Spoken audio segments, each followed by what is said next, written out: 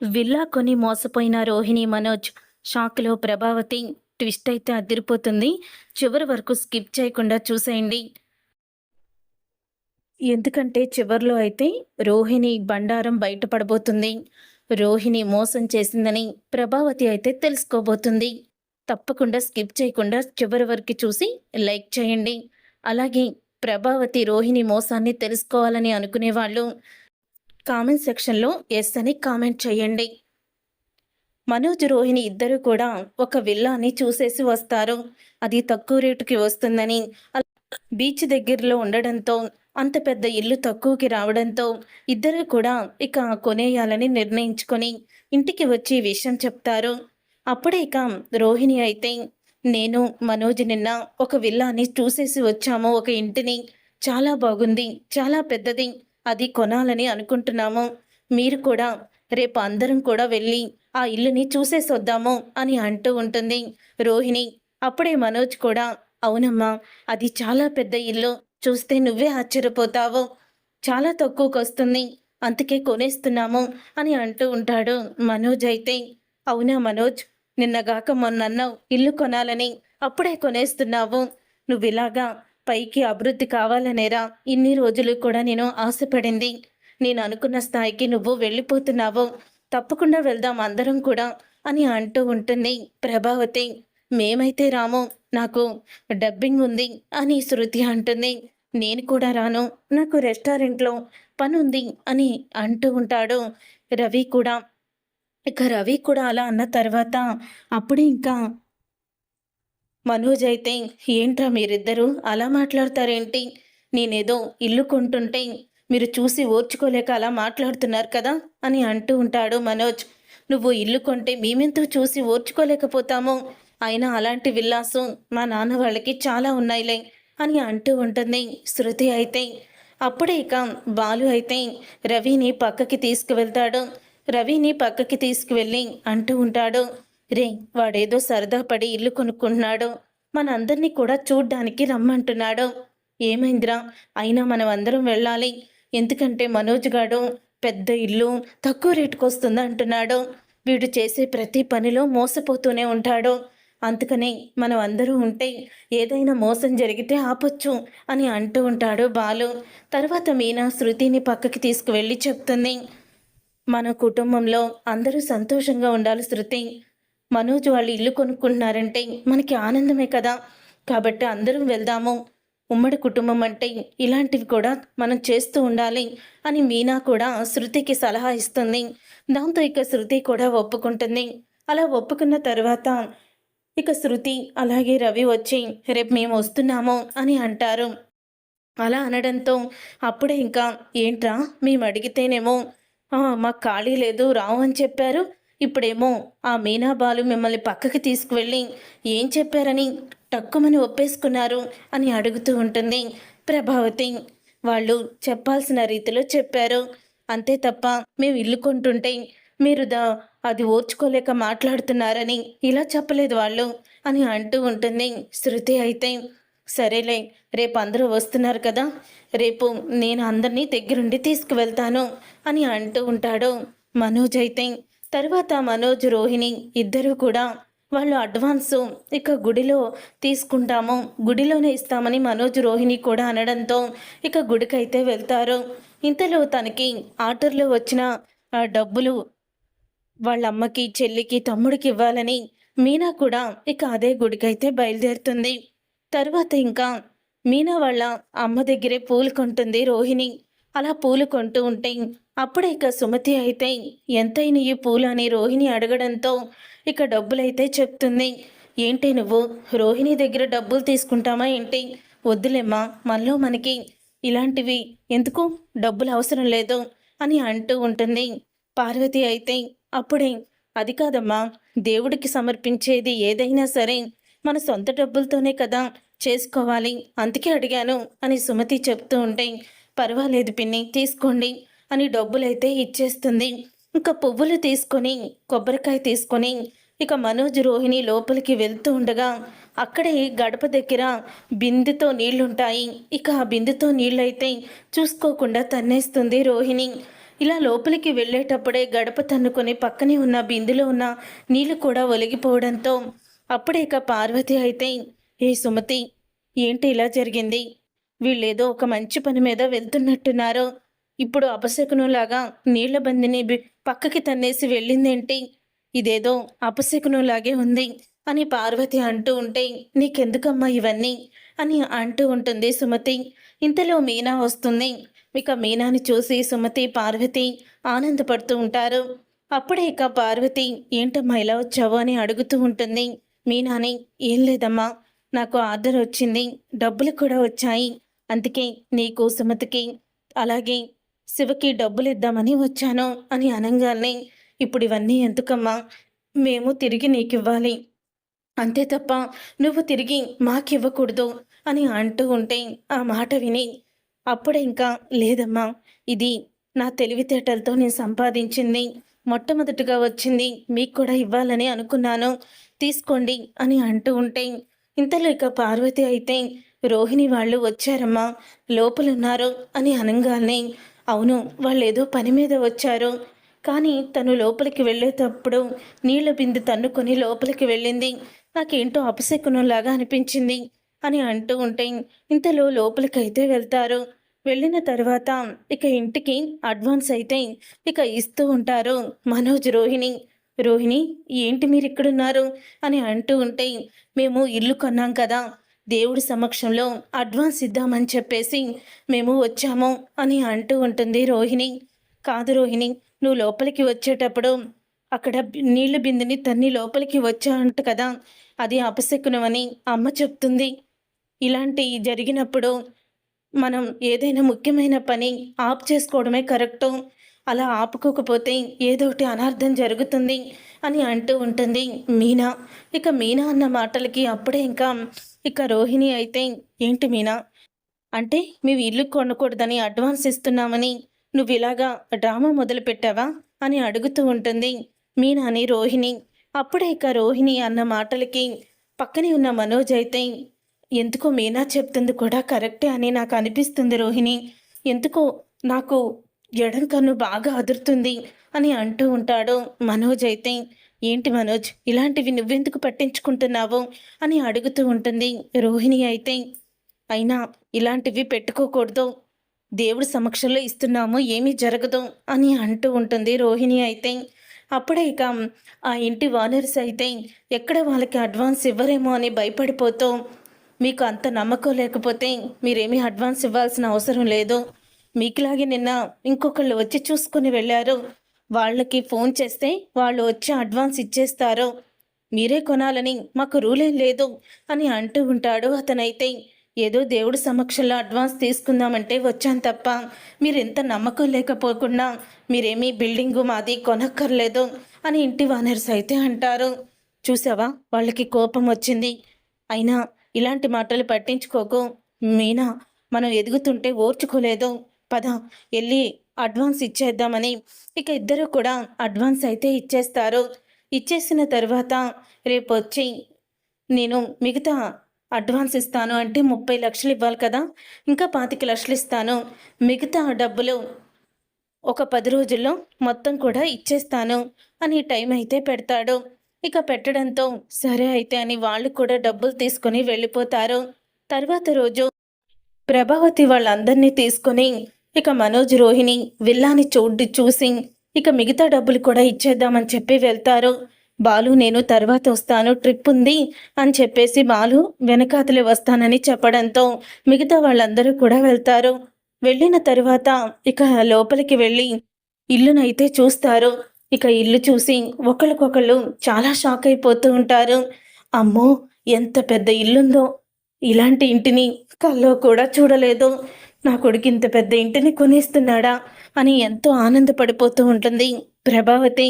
అప్పుడే ఇక సత్యమైతే, రే, ఇంత ఇంటిని నువ్వెలా కొనగలుగుతున్నావురా, అంత డబ్బు నీ దగ్గర ఎక్కడుంది అని అడుగుతూ ఉంటే, ఏం లేదు నాన్న, ఇప్పుడు ఈ ఇంటికి అడ్వాన్స్ ఇచ్చేసి మన పేరు మీద ఇల్లు రాయించుకున్నాక మీ లోన్కి అప్లై చేశాము, ఈ ఇంటి మీదే లోన్కి అప్లై చేస్తే ఆ డబ్బు వస్తుంది, అప్పుడు నెల నెల ఈఎంఐ ద్వారా కట్టుకోవచ్చు, ఇబ్బంది ఉండదు అని మనోజ్ అంటాడు. చూసారా, ఎంత తెలివిగా ప్రవర్తిస్తున్నాడో అని అంటూ ఉంటుంది.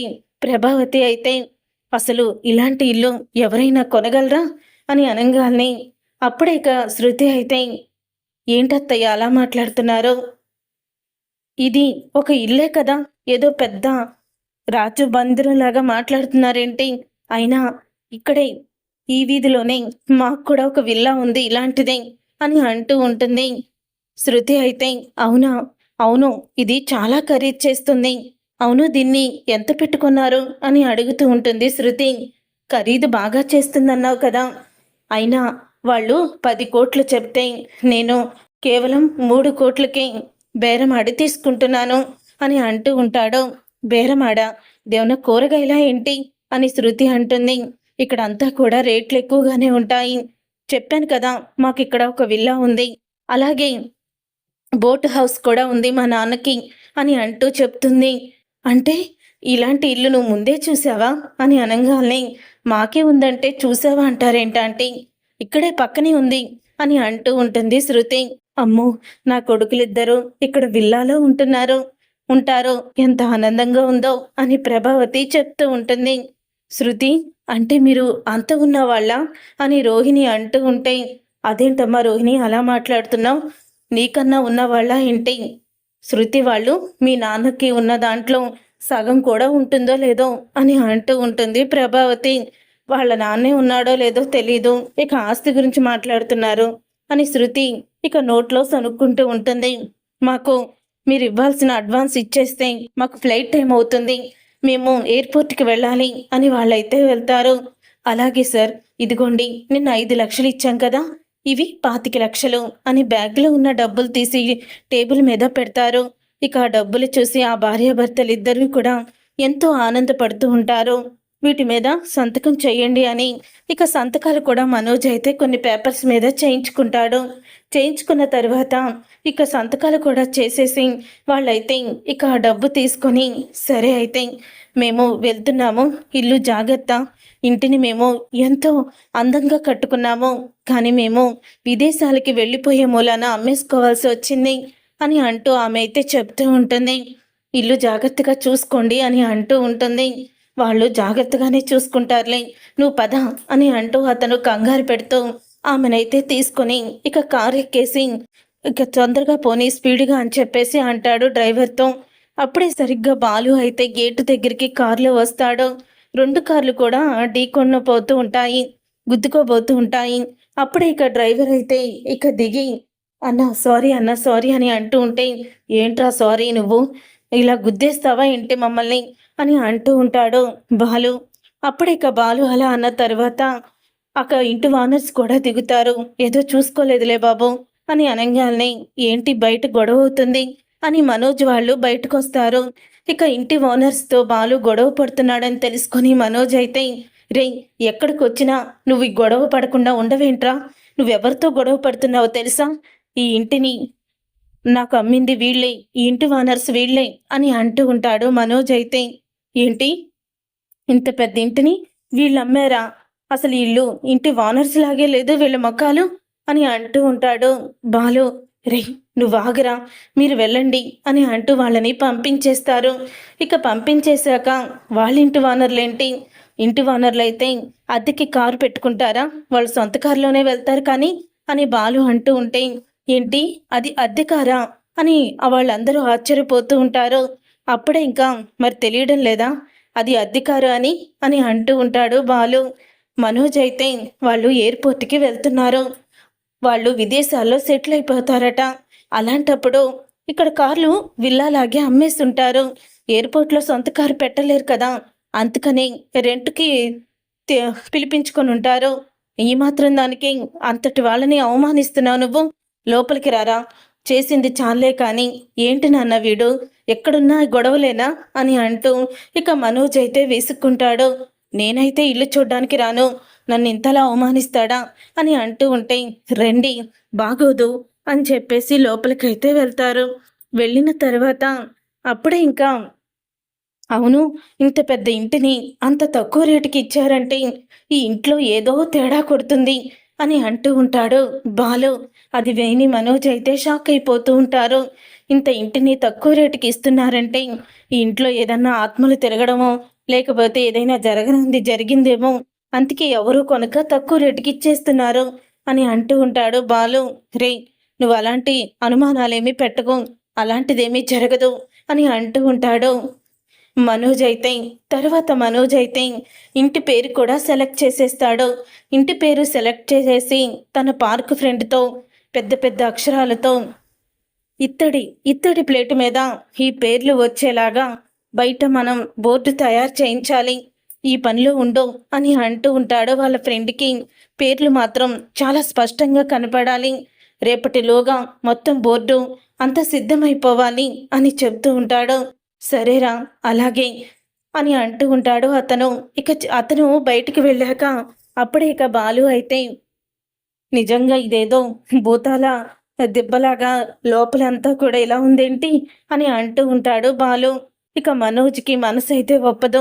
అప్పుడే తన పార్క్ ఫ్రెండ్ని వెళ్ళిపోతుండగా పిలిచి, నీకు భూత వైద్యులు ఎవరైనా తెలుసా అంటే, ఈ ఇంటి వాస్తులు చూసేవాళ్ళు అలా అనమాట అని అనగానే, తెలుసు, వాళ్ళని ఒకసారి రమ్మను, ఇల్లు చూపిద్దాము అని అంటూ ఉంటాడు మనోజ్ అయితే.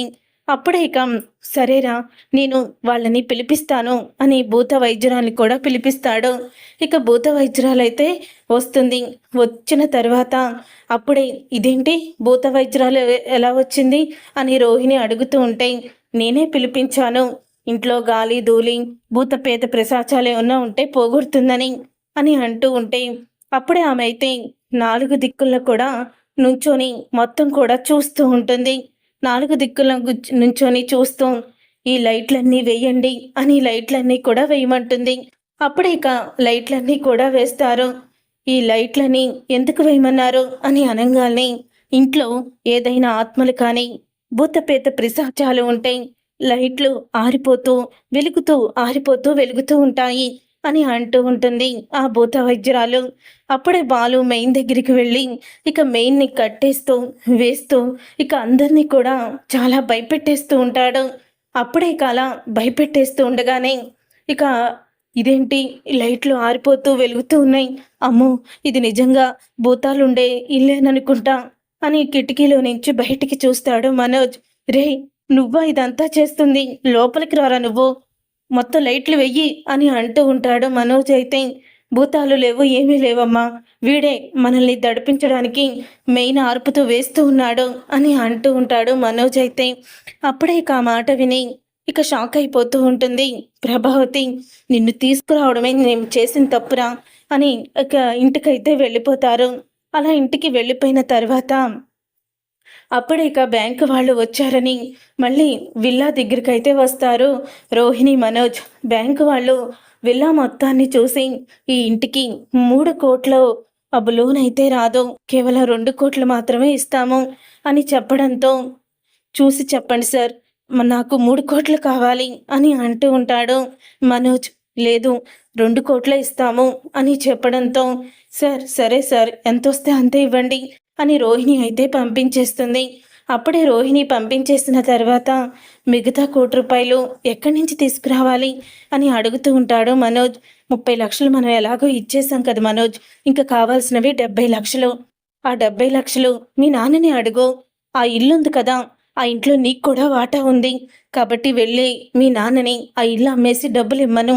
ఎలాగో విల్లా కొంటున్నాం కాబట్టి మీ అమ్మ నాన్న ఇక్కడ ఉంటారు, ఆ రవి శృతి వాళ్ళ అమ్మ వాళ్ళ ఇంటికి వెళ్ళిపోతారు, బాలు మీనా ఏ బస్తీలోనే పడుకుంటారు అని చెప్పేస్తుంది రోహిణి. మంచి ఐడియా ఇచ్చావని మనోజ్ అయితే వెంటనే ఇంటికి వస్తాడు. మీ అందరితో మాట్లాడాలని కూర్చోమంటాడు. కూర్చుంటారు. అప్పుడే సత్యమైతే, ఏంట్రా నువ్వేదో వార్త చెప్పేవాళ్ళ ఉన్నావే, చెప్పు అని అంటూ ఉంటే, ఈ ఇల్లు అమ్మేసి నా వాటా డబ్బులు నాకు ఇచ్చేయి నాన్న, ఎలాగో నేను విల్లా కొనుక్కొని వెళ్ళిపోతున్నాను, ఈ ఇంట్లో ఉండాల్సిన అవసరం నాకు లేదు అని మనోజ్ అయితే అంటాడు. అప్పుడే బాలు అయితే, ఏంట్రా ఈ ఇల్లు అమ్మేసి నీకు వాటా వస్తుందని డబ్బులు ఇవ్వాలా? రే, నువ్వు మింగేసిన 40 లక్షలే ఇంకా మాకు తిరిగి ఇవ్వలేదు. నువ్వు విల్లా కొనుక్కున్నావు కొన్ని కోట్లు పెట్టి, అలాగని మా డబ్బులు మాకు ఇచ్చేసాకే నువ్వు ఇల్లు కొనుక్కోవాలని మేమేమీ అనలేదు కదరా. కానీ నువ్వేంటి ఉన్న ఇంటిని అమ్మేసుకొని ఆ డబ్బులు ఇమ్మంటున్నావా, నీ వాటా డబ్బులు నువ్వు ఇల్లు నమ్మేసుకొని అమ్మా నాన్నని రోడ్డు మీద పడేద్దామనుకుంటున్నావా అని అంటూ ఉంటే, రే అమ్మా నాన్న మాతో పాటే ఉంటారు అని అంటూ ఉంటాడు మనోజ్ అయితే. అంటే నేను రవి గాడు మా భార్యను తీసుకొని అద్దింట్లో ఉండాలా అని అనంగాల్ని, రే మీ ఇష్టం వచ్చినట్టు చోటు ఉండండి, లేతే ఏదో ఒకటి చిన్న ఇల్లు కొనుక్కోండి, డబ్బులొస్తాయి కదా అని అంటూ ఉంటాడు మనోజ్ అయితే. అప్పుడే రే మీ గొడవలు ఆపండి, ఈ ఇంటికి నాకు సంబంధం లేదు, ఈ ఇల్లు ఏం చెయ్యాలన్నా మీ అమ్మే చెయ్యాలి, వెళ్ళి మీ అమ్మని అడుగు అని అంటూ ఉంటాడు సత్యం. అప్పుడే ఇక ప్రభావతి అయితే ఇలా అంటూ ఉంటుంది, రే నువ్వు ఇల్లు కొనుక్కున్నావు అంతా బాగానే ఉంది, కానీ నువ్వు డబ్బులు ఎక్కడైనా అరేంజ్ చేసుకో, ఈ ఇల్లు మాత్రం నేను అమ్మను, అలాగే తాకట్టు కూడా పెట్టను అని చెప్పేస్తుంది. ఇక ప్రభావతి అయితే, ఈ విషయంలో నువ్వు సూపర్ అమ్మా అని అంటూ ఉంటాడు బాలు. రే ఏంట్రా మీరు ఈ ఇల్లు నమ్మమంటున్నారు, మీ వెనకాల బ్యాక్గ్రౌండ్ చాలా ఉంది కదా, మీ ఆవిడేమో పార్లర్ నడుపుతుంది, నువ్వేమో పెద్ద ఫర్నిచర్ షాప్ పెట్టుకున్నావు, అలాగే మీ మాంగారు మలేషియాలో కంపెనీలు, వెళ్ళి మీ మలేషియా మావయ్యని అడగొచ్చు కదా, ఆయన ఈ ఫర్నిచర్ షాప్కి 25 లక్షలు ఎలాగైతే డబ్బులు పంపించారో అలాగే విల్లా కొనుక్కున్నామంటే అలాగే డబ్బులు పంపిస్తారు, వాళ్ళకి ఈ అమౌంట్ పెద్ద లెక్కేముంది అని అంటూ ఉంటాడు బాలు. లేకపోతే పార్లర్ల మీద లోన్ తెచ్చుకోండి అని చెప్తూ ఉంటాడు. వీడు చెప్పింది కూడా కరెక్ట్గానే ఉంది రోహిణి, మీ మావయ్యకి ఫోన్ చేసి మిగతా డబ్బులు పంపించమను అని అంటూ ఉంటే, చెప్తానత్తయ్య, అది మా మావయ్య అని తడబడుతూ ఉంటే, ఇంతలో ఇంకా ముందు ఫోన్ చేయి అని అనగానే ఇక ఫోన్ అయితే చేస్తుంది, విద్యకి చేస్తుంది రోహిణి. చేసి ఏదేదో మాట్లాడుతుంది. అవునా మావయ్య, ఇప్పుడు అంత క్యాష్ లేదా, సరే మావయ్య 10 రోజుల్లో చూస్తారా, అలాగే అంటూ తనకు తానే సమాధానం చెప్పేసుకుంటుంది. ఇదంతా గమనించిన మీనా బాలుతో, ఇదేంటండి అవతల వ్యక్తి మాట్లాడుతున్నాడో లేదో తెలుస్తలేదు, తను జవాబు ప్రశ్న తనే చెప్పుకుంటున్నట్టు అనిపిస్తుంది ఏంటి నాకు అని అంటూ ఉంటుంది మీనా. అవును మీనా, నీకొచ్చిన అనుమానమే నాకు కూడా వచ్చింది అని బాలు అయితే అంటాడు. తరువాత, రే ఇప్పుడు అర్థమైంది కదా, నువ్వు ఆ ఇంటిని ఎలాగైనా కూడా కొనాల్సిందే అని అంటూ ఉంటుంది ప్రభావతి. మీ మాంగారు డబ్బులు పంపిస్తారు, దాంతో కొనుక్కోండి అని చెప్తుంది. ఇక రోహిణి అయితే తిరిగి తిరిగి నాకే వచ్చింది అని అనుకుంటూ ఉంటుంది. తరువాత అదే బీచ్ రోడ్లో వాకింగ్ చేసుకుంటూ ఇక వెళ్తూ ఉంటాడు సత్యం అయితే. సత్యం అలా వెళ్తూ ఉండగా కొబ్బరికాయల కొట్టు వస్తుంది. ఇక కొబ్బరికాయల కొట్టు రావడంతో అక్కడే ఒక బోండం ఇవ్వు బాబు అని సత్యం అడుగుతూ ఉంటాడు. ఈ ఏరియాలో మిమ్మల్ని ఎప్పుడు చూడలేదయ్యా అని అంటూ ఉంటాడు అతను. ఈ ఏరియాకి మేము కొత్తగా వచ్చాము, ఇంకా రాలేదు, వస్తున్నాము, మా అబ్బాయి ఇక్కడే ఒక విల్లాని కొన్నాడు, అదిగో అక్కడ కనిపిస్తుంది చూడు ఆ విల్లా, అది మా అబ్బాయి కొన్నాడు అని అనగానే, ఏంటి ఆ విల్లాని మీ అబ్బాయి కొన్నాడా అని అతను ఆశ్చర్యపోతాడు. అవును, అడ్వాన్స్ కూడా ఇచ్చేశాము అని అనగానే ఇక అతను షాక్ అయిపోతూ ఉంటాడు. ఆ ఇంటి ఓనరే అమ్మాడా అని అనగానే, అవును ఆ ఇంటి ఓనర్ అంటే ఆయన భార్యాభర్తలిద్దరూ ఆ ఇంటిని మాకు అమ్మేసి వాళ్ళు ఫారెన్ వెళ్ళిపోయారు అని చెప్తూ ఉంటాడు సత్యం. ఇక ఆ మాట విని ఒక్కసారే షాక్ అయిపోతూ ఉంటాడు ఆ కొబ్బరి బొండాలు అమ్మే అతనైతే. ఇక తర్వాత సత్యం వచ్చేశాక అసలు ఆ విల్లాని వీళ్ళు కొనడం ఏంటి అని వెంటనే అతను ఒక అతనికి ఫోన్ చేస్తాడు. తర్వాత రోజు మొత్తం అందరూ కూడా మళ్ళీ ఇంటిని ఒకసారి చూసొద్దాము, కలర్స్ ఏదైనా మార్చాలేమో అని అనుకుంటూ మరోసారి ఇంటికైతే వస్తారు. వచ్చిన తర్వాత ఇంటికి ఒక అతను అయితే వస్తాడు. ఇక అతను రావడంతో, ఎవరయ్యా నువ్వు, ఓ నిన్న ఇక్కడ మా ఇంటికి పేరు బోర్డు కొట్టించమన్నాము అతనే కదా నువ్వు, సరే బోర్డు తీసుకొచ్చావా, ఎక్కడుంది బోర్డు అని అడుగుతూ ఉంటే, అసలు నా ఇంట్లో మీరెందుకున్నారు అని అడుగుతూ ఉంటాడు అతను. ఏంటి ఇది నీ ఇల్లా, నీ ఇల్లు కాదు, ఇది మా ఇల్లు, మేము 3 కోట్లు పెట్టి కొన్నాము, అడ్వాన్స్ 30 లక్షలు ఇచ్చాను అని మనోజ్ అంటూ ఉంటే, ఎవరికిచ్చావు నువ్వు అడ్వాన్సు, ఈ ఇంటి ఓనర్ని నేను అని అంటూ ఉంటాడు. ఏంటి ఇంటి ఓనర్వా, ఇంటి ఓనర్ ఏంటి, ఇదిగో వీళ్ళు కదా ఇంటి ఓనర్సు అని ఫోటోలు చూపిస్తాడు. అప్పుడే వీళ్ళు ఇంటి ఓనర్స్ కాదు, నేను వేరే ఊరు వెళ్ళేటప్పుడు వీళ్ళు అద్దె కోసమని వచ్చారు.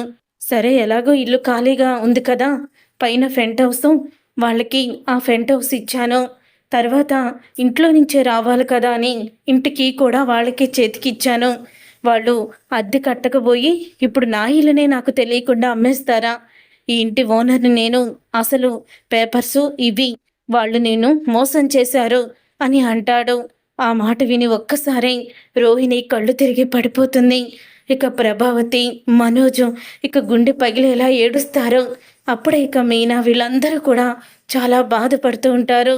రే, ఏంట్రా ఇదంతా, ముందు వాళ్ళకి ఫోన్ చేయి అని సత్యం అంటూ ఉంటే అప్పుడే సత్యం చెప్పగానే మనోజ్ వాళ్ళకి ఫోన్ చేస్తే స్విచ్ ఆఫ్ వస్తూ ఉంటుంది. ఇక స్విచ్ ఆఫ్ రావడంతో ఒక్కసారి మనోజ్ అయితే షాక్ అయిపోతూ ఉంటారు. అప్పుడే బాలు, నేను ముందు నుంచి ఇదేదో మోసంలాగే ఉందని చెప్తూనే ఉన్నాను, అసలు ఎక్కడ వినిపించుకున్నారు అని అనుకుంటూ ఇక బాలు కూడా బాధపడుతూ ఉంటాడు. రోహిణి అయితే మరి ఇప్పుడు మా 30 లక్షల పరిస్థితి ఏంటని స్పృహలోకి వచ్చి అడుగుతుంది. నాకేం తెలుసు, వాళ్ళ దగ్గర మీరు ఇల్లు కొన్నామని డబ్బులు ఇచ్చుకున్నారు, అదంతా మాకు అనవసరం. అయినా అంత డబ్బు పెట్టి ఇల్లు కొనేటప్పుడు చుట్టుపక్కల వాళ్ళని ఎవరిని ఎంక్వైరీ చేసే బుద్ధి లేదా నీకు అని ఇంటి ఓనర్ అయితే తిడతాడు. చూసారుగా ఫ్రెండ్స్, ఈ విధంగా విల్లాని కొని మనోజ్ అయితే నిండా మునిగిపోతాడు. మరి ఇలాగే జరగాలని కోరుకుంటే తప్పకుండా వీడియోని లైక్ చేయండి, అలాగే మా ఛానల్ని సబ్స్క్రైబ్ చేసుకోండి.